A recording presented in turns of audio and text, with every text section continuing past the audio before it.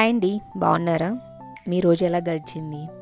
నా రోజు ఎలా గడిచింది అని మీతో షేర్ చేసుకుందామని చెప్పి ఇలా ఒక సండే వ్లాగ్ చేశాను. ఇందులో కూడా రెసిపీస్ చెప్తాను, బట్ ఎలా జరిగింది ఏంటి అని, నేను ఇలాంటి బ్రేక్ఫాస్ట్ తీసుకున్నాను, పిల్లల కోసం ఏం చేసి పెట్టాను, ఇలా అన్నీ మీతో షేర్ చేసుకుందామని. బయట వెదర్ కూల్గా ఉంది కదా, సో కాఫీ ఆర్ టీ అయితే బాగుంటుంది. మేము ఫిల్టర్ కాఫీ తాగడానికి ఇష్టపడతాము. ఇన్స్టెంట్ కాఫీ కన్నా ఫిల్టర్ కాఫీయే బాగుంటుంది. మీరేమంటారు? మీ చాయిస్ ఏంటి? ఇన్స్టెంట్ కాఫీయా, ఫిల్టర్ కాఫీయా? తప్పకుండా కామెంట్స్లో చెప్పండి. మేము కాఫీ కలుపుకున్నాము. పిల్లల కోసం ఆమ్లెట్ వేద్దామని కలుపుతున్నాను. ఇందులో నేను పెప్పర్, కొంచెం కారం, సాల్ట్ వేసాను. పెప్పర్ పౌడర్ కంపల్సరీ ఈ సీజన్లో వాడితే పిల్లలకి జలుబు, దగ్గు లాంటివి ఉన్నప్పుడు తొందరగా హీల్ చేస్తుంది అనమాట. ఎక్కువ పెప్పరే వాడాలి. సో కాఫీలోకి మేము వైట్ షుగర్ వాడము, ఇది బ్రౌన్ షుగర్. టేస్ట్ బాగుంటుంది. అలా కూడా ఎర్లీ మార్నింగ్ మన బ్రెయిన్ చాలా ఫ్రెష్గా ఉంటుంది కదా, కొత్త కొత్త థాట్స్ వస్తూ ఉంటాయి, ఆలోచనలు బాగుంటాయి అన్నమాట. ఎర్లీ మార్నింగ్ థాట్స్ ఎప్పుడైనా ఇన్నోవేటివ్గా ఉంటాయి. అవి మనల్ని రోజంతా పాజిటివ్ ఎనర్జీతో మూవ్ చేస్తూ ఉంటాయి. సో నాకు అలాగే ఇవాళ అందులో స్పెషల్గా సండే, సో తప్పకుండా పిల్లలకి ఏదో ఒక వెరైటీస్ చేసి పెట్టాలి, ఇలానే ఆలోచనలు వెళ్తూ ఉన్నాయన్నమాట. సో మీకు అలానే ఉంటుందా? సండే అనే కాదు, ఏ రోజైనా పొద్దున్నే ఆలోచనలు మంచి రిజల్ట్ ఇస్తాయి. నా ఫీలింగ్ అయితే అదే. మరి మీరేమంటారు? పిల్లలకి ఆమ్లెట్ వేస్తున్నాను.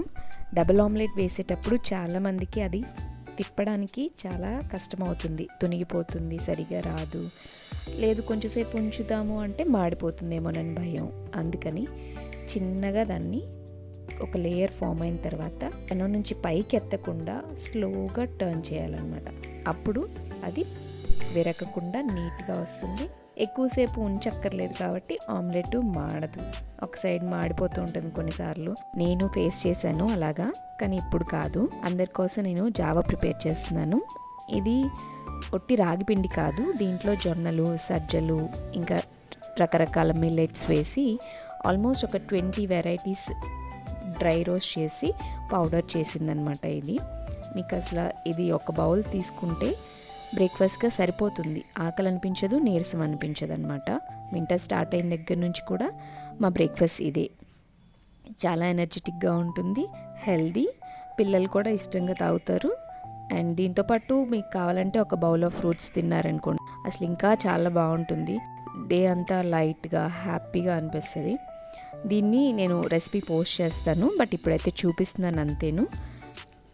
దీన్ని చన్నీళ్ళతో కలుపుకోవాలి. అండ్ తర్వాత వేడి నీళ్ళు వేసి స్టవ్ మీద పెట్టి తిప్పుతూనే ఉండాలి, ఎందుకంటే ఇది ఉండలు కట్టకుండా అలా చేయాలన్నమాట. జస్ట్ ఒక థిక్గా అయిపోతుంది, వెంటనే చిక్కబడిపోతుంది. దాంట్లో కొంచెం సాల్ట్, కొంచెం బెల్లం కానీ బ్రౌన్ షుగర్ కానీ యాడ్ చేసుకొని ఒక గ్లాస్ కాచి చల్లార్చిన పాలు యాడ్ చేసుకుంటాము. బిజీ మార్నింగ్స్ వర్కింగ్ లేడీస్కి ఇది చాలా క్విక్గా అయిపోతుంది, హెల్దీ అండ్ ఆకలి అనిపించదు, కాబట్టి మంచి ఆప్షన్ అనమాట. ఒక పక్క ఇది ప్రిపేర్ చేస్తూ ఉన్నానా, లంచ్కి ప్లాన్స్ జరుగుతూ ఉన్నాయన్నమాట. సండే కదా, వాళ్ళకి స్పెషల్స్ కావాలి. సో బిర్యానీ కావాలంట, చికెన్ కావాలంట, దాని గురించి అడుగుతున్నారు. సో అవే చేద్దాం మరి వాళ్ళ కోసం. కొద్దిగా చల్లారనిచ్చేసి పిల్లలిద్దరికీ వాళ్ళ బౌల్స్లో పోసి ఇచ్చేసానండి. నేనేమో ఇంకొక పిల్లలు, అవే నా మొక్కలు ఉన్నాయి కదా ప్లాంట్స్, వాటి దగ్గరికి వచ్చేసాను. మీకు చూపిస్తాను చూడండి. ఇది ఏం ప్లాంట్ అనుకుంటున్నారు? పిల్లలు డేట్స్ తినేసి అక్కడ వేశారు, అది అలా మొలిసిందనమాట. నేను తర్వాత చూసుకొని సపరేట్గా మళ్ళీ ఇంకొకటి నాటి చూశాను, బాగా వచ్చింది, భలే అనిపించింది. ఇది ఎప్సమ్ సాల్ట్. ప్లాంట్స్కి బాగుంటుందన్నమాట గ్రోత్కి, ఫ్లవరింగ్ కానీ, లీవ్స్ ఎల్లో టర్న్ అవ్వకుండా గ్రీనిష్గా ఉండడానికి. నా పుదీనా చూపిస్తాను మీకు, అది అలా అంత బాగా రావడానికి ఇదే కారణం అనమాట. జస్ట్ దాన్ని ఒక స్పూన్ ఎవ్రీ మంత్లీ వన్స్ వేసామంటే ప్లాంట్స్కి సరిపోతుంది. అలా చల్లేసి వాటర్ పోస్తే అదే కరిగిపోతుంది అనమాట. లేదు వాటర్లో మిక్స్ చేసి అవైనా పోయొచ్చు, బట్ ప్లాంట్స్ మాత్రం చాలా బాగుంటాయి, దానివల్ల గ్రీన్గా ఉంటాయి, ఫ్లవరింగ్ బాగుంటుంది, నిలబడుతుంది అనమాట వచ్చిన ఫ్లవరింగ్ ఫస్ట్. సో అలాగా నేను కేర్ తీసుకుంటున్నాను. ఇదిగోండి పుదీనా, ఇది హ్యాంగింగ్ పాట్, దాంట్లో కూడా చాలా బాగా వచ్చిందంటే కారణం అదే. ఇక్కడ మీకు చూపించేవి నిమ్మకాయ విత్తనాలు నాటాను, అలా మొలకలు వచ్చినాయి. వాటిని నేను బోన్సాయిగా టర్న్ చేద్దామని ఆలోచన, చూద్దాం ఎంతవరకు చేయగలను. అండ్ ఇది ఇంకోటి పుదీనా సపరేట్గా తీసి నాటాను మా చెల్లి కోసమని, షేర్ చేద్దామని. బాగుంది కదా నా పుదీనా, నాకు ఎంత హ్యాపీ అనిపించిందో. కాకపోతే ఇవాళ బిర్యానీలోకి వెళ్ళిపోతుంది అనమాట. తప్పదు కదా, మనం పెంచుకున్న వాటిని అంత ఈజీగా కట్ చేయలేము అనిపించింది ఇలా చేస్తున్నప్పుడు. ఇదే ఫస్ట్ టైం నేను పెంచిన తర్వాత నేను పుదీనాని హార్వెస్ట్ చేస్తున్నది. చాలా బాగుంది కదా, నాకు చాలా హ్యాపీ అనిపించింది. మనం పెంచుకున్నవి ఎంత పెద్ద పెద్ద ఆకులు వచ్చినాయో అసలైతే ఎక్స్పెక్ట్ కూడా చేయలేదు. ఇది నేను మార్కెట్లో తెచ్చిన ఒక చిన్న కాడని నాటాను, అప్పుడు దానికి చిన్న చిన్న లీవ్సే ఉన్నాయి. మనం కేర్ తీసుకున్నాం కాబట్టి ఇంత పెద్ద లీవ్స్ వచ్చింది. అండ్ ఇది హ్యాంగింగ్ పాట్లో కూడా నేను జస్ట్ అది మట్టి కాదండి, కోకోపిట్ మాత్రమే. చాలా బాగుంది, మట్టి యూజ్ చేయక్కర్లేదు. ఒట్టి కోకోపిట్తో కూడా మొక్కలు ఇంత బాగా వస్తాయని నాకు ఇప్పుడు తెలిసింది. సో నేనైతే చాలా హ్యాపీ ఫీల్ అయ్యాను నా హార్వెస్ట్ చూసి ఫస్ట్ టైం. సో అది బిర్యానీలోకి వెళ్ళిపోయింది అలాగా, చాలా టేస్టీగా కూడా ఉంది. మనం పెంచుకున్నాం కదా, సో అందుకని అలా టేస్ట్ వస్తుంది. Biryani ready, chicken curry ready. And ఇదేమిటంటే పన్నీర్ కొంచెం డ్రై రోస్ట్ లాగా చేశాను. దీని రెసిపీ కూడా పెడతాను వేడివేడిగా, అసలు చాలా బాగుంటుంది. చికెన్ కన్నా కూడా ఇదే టేస్టీ అనిపిస్తుంది అనమాట. సో ఆ వెరైటీ కూడా మీతో షేర్ చేసుకుంటాను. అలాగా లంచ్ రెడీ అయిపోయిందండి. చక్కగా ఒక షో చూసుకుంటూ లంచ్ కంప్లీట్ చేసేసాము. దెన్ పిల్లలకి కుకీస్ చేసి పెడదాము అనిపించింది, అందుకని బటర్ కుకీస్ చేస్తున్నాను. ఒక 200 గ్రామ్స్ బటర్ తీసుకున్నాను, దానికి 50 గ్రామ్స్ షుగర్ని పౌడర్ చేసేసి యాడ్ చేశాను. రెండు కలిపి బాగా బీట్ చేసుకోవాలి. కొంచెం ఫోమీగా అయిపోతుంది కదా, అప్పటి వరకు బీట్ చేసుకోవాలి. దీనికి షుగర్ మీరు ఒక 50 గ్రామ్స్ యాడ్ చేసుకుంటే సరిపోతుంది. ఇంకా స్వీట్నెస్ కావాలి అనుకుంటే ఇంకో 25 గ్రామ్స్ ఎక్స్ట్రా యాడ్ చేసుకోవచ్చు. ఒక 2 కప్స్ నేను మైదానే తీసుకున్నానండి. ఇది నేను స్టార్టింగ్ అనమాట, అందుకని ట్రై చేద్దామని ఇలా మైదాతో అండ్ షుగర్తోనే చేస్తున్నాను. నెక్స్ట్ అంతా కూడా ఇంకా గోధుమ పిండి అలా ట్రై చేస్తానన్నమాట.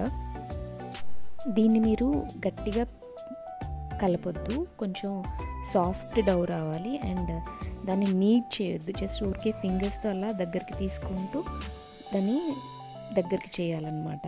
నీట్ చేస్తే బాగా రాదు.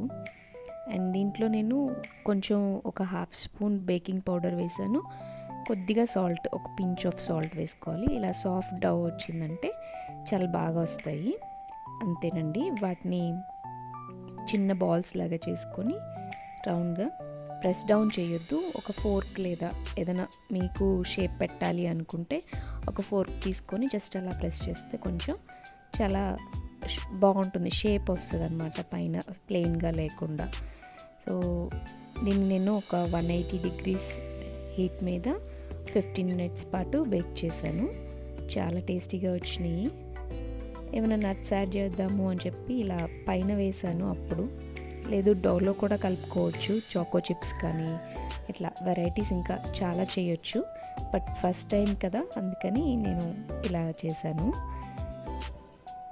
దీని గురించి కూడా మీకు ఒక వీడియో చేస్తాను. ఈ ఓవెన్ కూడా మార్ఫీ రిచర్డ్స్ది తీసుకుంది, చాలా బాగుంది. పిల్లలైతే చాలా హ్యాపీ ఫీల్ అయ్యారు. ఎప్పుడవుతాయి, భలే వస్తుంది అమ్మ, అవి భలే పొంగుతున్నాయే అని చెప్పి వాళ్ళు చాలా ఎగ్జైట్ ఫీల్ అయ్యారు. టేస్ట్ కూడా అలానే చాలా బాగుందండి. వాళ్ళకి అవి కుకీస్ చేసి పెట్టేసి నేను కొద్దిగా టీ పెట్టుకున్నాను. తర్వాత మార్కెట్ నుంచి ఉసిరికాయలు తీసుకొచ్చుకున్నానండి, ఆమ్లా క్యాండీస్ చేద్దామని. వాటి కోసం జస్ట్ వాటిని కొద్దిగా ఉడికించాను వాటర్లో, మెత్తపడతాయి కాబట్టి. జస్ట్ ఒక 2 మినిట్స్కే ఇలా మెత్తగా అయిపోతాయి. అలా అయిన తర్వాత వాటిని ప్రెస్ చేయగానే చూడండి ఎంత చక్కగా విడిపోతున్నాయి కదా, అలా అన్నీ కూడా ఒలిసేసుకున్నాను. కొద్దిగా ఆరనివ్వాలి. ఆరిన తర్వాత ఒక గ్లాస్ కంటైనర్లోకి తీసుకున్నాను. ఎందుకంటే 2-3 డేస్ మనం అందులోనే ఉంచుతాము, ఊరనిస్తాం కాబట్టి గ్లాస్ కంటైనర్ లేదా స్టీల్దైన మూత పెట్టేలా ఉండేదాన్ని చూస్ చేసుకుంటే బాగుంటుంది. సో నేను అలా ఒక గ్లాస్ దాంట్లోకి తీసుకున్నాను. ఇవి వచ్చి ఒక 200 గ్రామ్స్ ఉండొచ్చండి. దానికి నేను ఒక 100 గ్రామ్స్ బెల్లం పొడి, ఇది బెల్లంతో చేసుకోవచ్చు, ఎక్కువ మంది షుగర్తో చేసుకుంటారు, కానీ నా చాయిస్ బెల్లం అనమాట. చెరుకు రసంతో కూడా చేసుకుంటారు.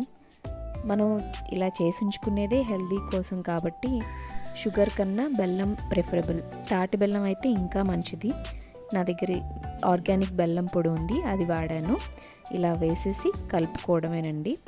దాన్ని ఒక 2-3 డేస్ అలానే ఊరనివ్వాలి. తర్వాత ఎండబెట్టుకోవాలి. 1 సంవత్సరం పాటు నిల్వ ఉంటాయండి. నెక్స్ట్ డేకి ఇలా వాటర్ వచ్చేసినాయి. మీకు ఈ వ్లాగ్ నచ్చితే నా ఛానల్ని సబ్స్క్రైబ్ చేసుకోండి, లైక్ చేయండి, షేర్ చేయండి. Thank you for watching.